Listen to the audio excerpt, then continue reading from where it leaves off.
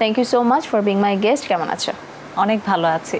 আচ্ছা, এবং তার সাথে যার কথা বলছিলাম, নায়ক নায়িকা নিয়ে যার আশেপাশে সবসময় আমরা দেখি, আসলে তার কাজ আমাদেরকে ভীষণ ভালোবাসায়, the one and only hero Emon. কেমন আছেন আপনি?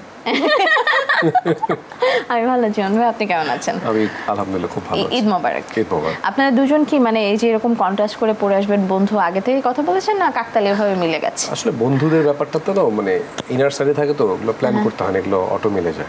আচ্ছা, ইমন ভাই, মনে হয় না যে মোনা আপুর সাথে যখন আপনি মানে প্রথম দিকে কাজ করেছেন, তখনকার মোনা আপু যেমন ছিল, আমরা সবাই আসলে বড় হয়ে গেছি, আপনি নিজেও বড় হয়ে গেছেন, সে কি হয়েছে? না, মানে সে তো সবসময় একই রকম আছে। মানে আমি তো প্রথম যখন টেলিভিশনে তার বিজ্ঞাপন দেখি, মানে তখন তো সে মানে মডেলিংয়ে আমার আসলে সাদিয়া ইসলাম মোর পরে সে হচ্ছে আমার সবচেয়ে প্রিয়।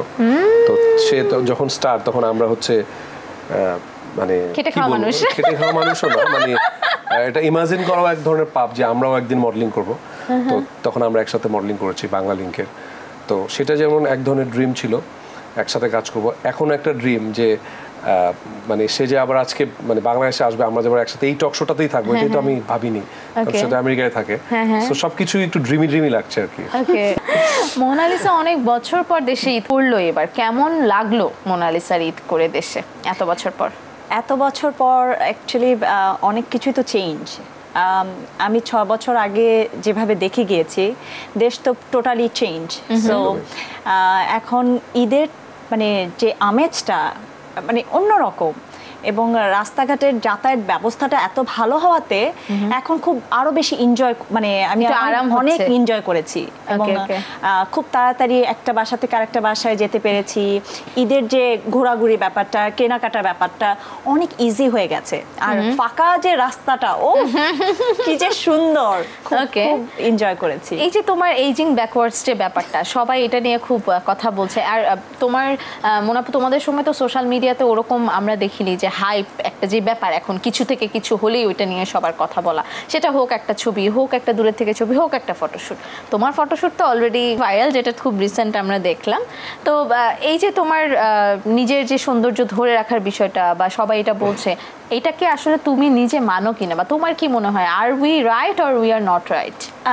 প্রথমত যে শব্দটা তুমি বললে যে ভাইরাল ব্যাপারটা, আমি খুব বেশি ইন্টারেস্টেড না এই ব্যাপারটার সাথে, মানে বা আমার কোনো আগ্রহ যে থাকে না যে ভাইরাল জিনিসটা অনেক বেশি ভাইরাল, যেটা শোনা যায় ভাইরাল যে এই ওয়ার্ডগুলো, আমার কাছে কোনো কিছু এগুলা ম্যাটার করে না। আমার যার কাছে যেটা ম্যাটার করে যে আমি কি চাই, আমাকে কোন জিনিসটা বেশি খুব কমফোর্ট ফিল করায়, এবং আমি সেই জিনিসটা করতে পছন্দ করি।